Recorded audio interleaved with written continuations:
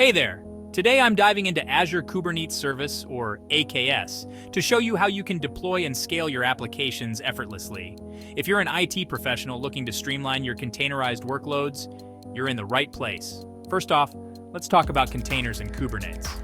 Containers are lightweight, portable units that package your application along with its dependencies. This makes them perfect for consistent deployment across different environments.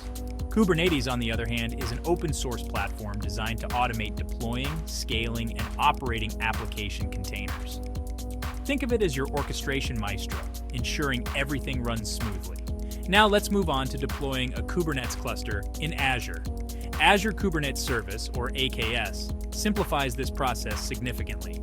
With AKS, you can create a Kubernetes cluster with just a few clicks or commands. Head over to the Azure portal, create a resource group, and then search for Kubernetes Service.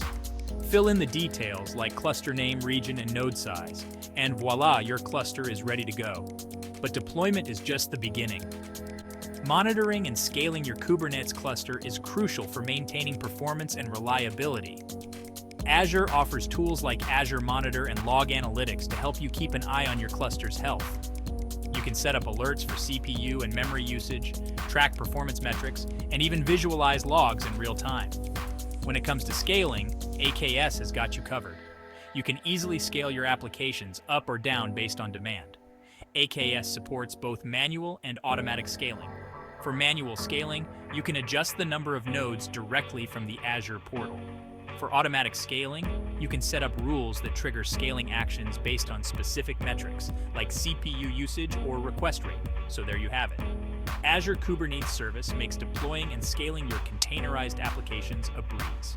From setting up your Kubernetes cluster to monitoring and scaling, AKS provides all the tools you need to keep your applications running smoothly. Thanks for watching.